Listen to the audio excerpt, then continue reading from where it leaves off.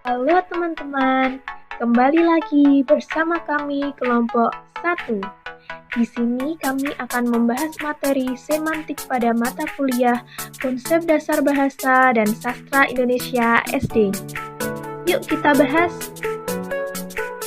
pengertian semantik. Semantik sendiri berasal dari bahasa Yunani, yaitu semantikos.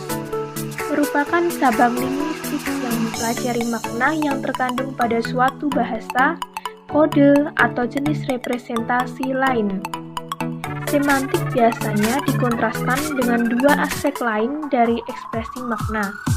Sintaksis, pembentukan simbol kompleks dari simbol yang lebih sederhana, serta pragmatika, penggunaan praktik simbol oleh agen atau komunitas pada suatu kondisi atau konteks tertentu.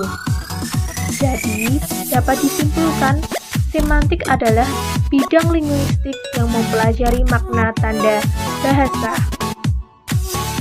Aspek makna dalam semantik. Yang pertama, aspek makna pengertian. Contohnya, hari ini hujan, hari ini mendung.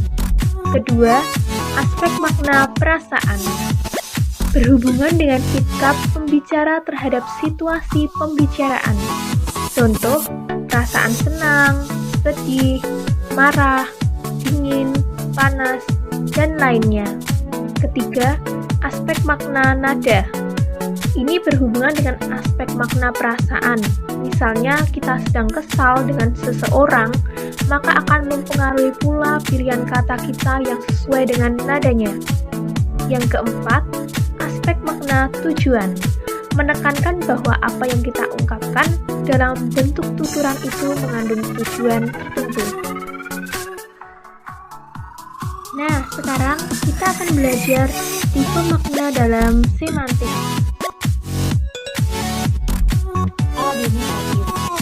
Makna denotatif adalah kata atau kelompok kata yang didasarkan atas penunjukannya tugas pada sesuatu di luar bahasa atau yang didasarkan atas konvensi tertentu. Sifat objektif. Gramatikal. Makna gramatikal adalah makna yang muncul sebagai akibat digabungkannya sebuah kata dalam suatu kalimat. Makna gramatikal dapat pula timbul sebagai akibat dari proses gramatikal seperti afiksasi, reduplikasi, dan komposisi. Contoh, kata mata secara leksikal bermakna alat indera yang berfungsi untuk melihat. Tetapi setelah terjadi penggabungan dengan kata-kata lain seperti mata air, mata pisau, maka maknanya akan berubah menjadi makna gramatikal. Leksikal. Makna leksikal atau lexical meaning, semantic meaning, external meaning adalah makna kata yang berdiri sendiri baik dalam bentuk dasar maupun dalam bentuk kompleks atau turunan. Dan makna yang ada tetap seperti apa yang dapat kita lihat dalam kamus. Contoh, tikus itu mati diterkam kucing. Makna kata tikus pada kalimat tersebut adalah binatang tikus, bukan yang lainnya. Dekonotatif. Makna konotatif muncul sebagai akibat asosiasi perasaan kita terhadap kata yang diucapkan atau didengar. Makna konotatif adalah perubahan nilai arti kata disebabkan si pembicara dan pendengar memakai perasaannya untuk mengartikan kata. Contoh, 1. Pada hari ulang tahun kakak mendapatkan bunga yang lain. Kata bunga pada kalimat 1 tersebut mengandung makna denotatif. 2. Semua pemuda itu mengagumi bunga desa yang cantik itu. Bunga desa pada kalimat nomor 2 mengandung makna konotasi. Kontekstual. Makna kontekstual itu sebagai akibat hubungan antara ujaran dengan situasi. Makna konseptual disebut juga makna struktural karena proses dan satuan gramatikal itu selalu berkenaan dengan struktur ketatabahasaan. Contoh, saya lapar bu, saya minta tolong diambilkan nasi. Konseptual. Makna konseptual adalah makna yang sesuai dengan konsepnya. Makna yang bebas dari asosiasi atau hubungan apapun. Terbagi menjadi dua. Yang pertama, luas atau generik. Makna luas adalah makna konseptual yang luas luas, umum, yang mencakup beberapa makna konseptual yang khusus atau sempit. Misalnya, sekolah dalam kalimat sekolah kami menang bukan saja mencakup gedungnya, melainkan guru, siswa-siswa, dan pegawai tata usaha sekolah bersama. Kedua, sempit. Makna sempit adalah makna konseptual, khas, dan sempit. Misalnya, jika berkata ahli bahasa, maka yang dimaksud bukan semua ahli, melainkan seseorang yang mengahlikan dirinya dalam bidang bahasa. 2. Relasi makna. Relasi makna adalah hubungan antara makna yang satu dengan makna kata yang lain. Pada dasarnya, prinsip relasi makna ada 4 jenis, yaitu 1. Prinsip kontinuitas, yaitu prinsip yang menjelaskan bahwa beberapa kata dapat memiliki makna yang sama atau mirip. Prinsip ini dapat menimbulkan adanya relasi makna yang disebut sinonim. Sinonim adalah nama lain untuk benda atau hal yang sama. Sinonim yaitu suatu istilah yang mengandung pengertian telaah keadaan nama lain. Contohnya, sinonim dari pintar adalah pandai, cerdik, cerdas, cakap. Dan sinonim dari mati adalah meninggal, berpulang, mangkat, wafat. Kemudian yang kedua, prinsip komplementasi, yaitu prinsip yang menjelaskan bahwa makna kata yang satu berlawanan dengan makna kata yang lain. Prinsip ini dapat menimbulkan adanya relasi makna yang disebut antonim. Antonim adalah nama lain untuk benda lain pula atau kebalikannya. Contoh, antonim dari laki-laki adalah perempuan, dan antonim dari kaya, miskin, besar, kecil, tinggi, pendek, dan lain-lain. 3. Prinsip overlapping, yaitu prinsip yang menjelaskan bahwa satu kata memiliki makna yang berbeda atau kata-kata yang sama bunyinya tetapi maknanya berbeda. Prinsip ini dapat menimbulkan adanya relasi makna yang disebut homonim dan polisemi. Homonim adalah kata-kata yang sama bunyi dan bentuknya tetapi makna dan pengertiannya berbeda. Contohnya, bisa berarti sanggup, dapat, bisa juga berarti racun ular.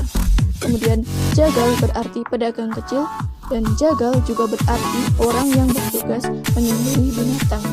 Sedangkan polisemi adalah relasi makna suatu kata yang memiliki makna lebih dari satu, atau kata yang memiliki makna berbeda-beda tetapi masih dalam satu arti. Contohnya, kepala bisa bermakna bagian tubuh dari leher ke atas, bisa bermakna bagian dari suatu yang terletak di sebelah atas atau depan yang merupakan hal yang penting. Kemudian, kepala juga berarti pemimpin atau ketua. Yang keempat, prinsip inklusi, yaitu prinsip yang menjelaskan bahwa makna satu kata mencakup beberapa makna kata lain. Prinsip ini dapat menimbulkan adanya relasi makna yang disebut hiponim. Hiponim ialah semacam relasi antar kata yang berwujud atas bawah, atau dalam suatu makna terkandung sejumlah komponen yang lain. Kelas atas mencakup sejumlah komponen yang lebih kecil, sedangkan kelas bawah mencakup komponen dalam kelas atas. Contoh, Januari, Februari, Maret, April merupakan hiponim dari kata bulan, sedangkan kelas atas atau hipernim, contohnya ikan, hipernimnya adalah tongkol, gabus, lele, teri, dan lain-lain.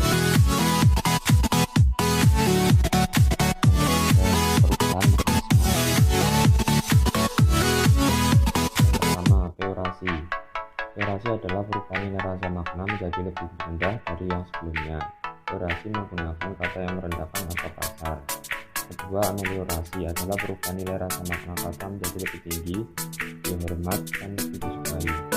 Ketiga, perubahan makna meluas adalah perubahan makna kata yang sebelumnya dengan lebih sedikit dari yang sekarang. Yang keempat, perubahan makna menyempit adalah perubahan makna dari semakin luas dan menyempit.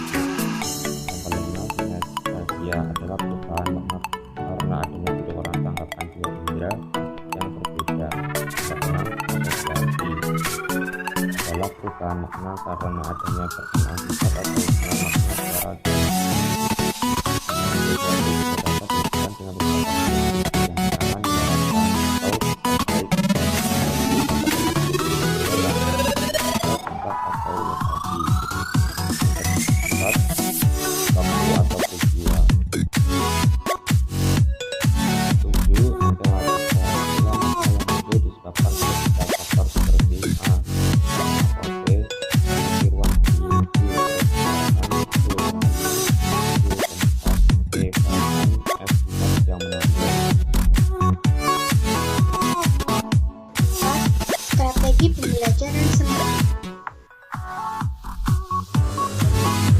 Strategi yang dapat dilakukan diantaranya yaitu yang pertama, menjelaskan materi kepada murid dengan bahasa yang mudah dimengerti dengan menggunakan media seperti PowerPoint, video, dan sebagainya.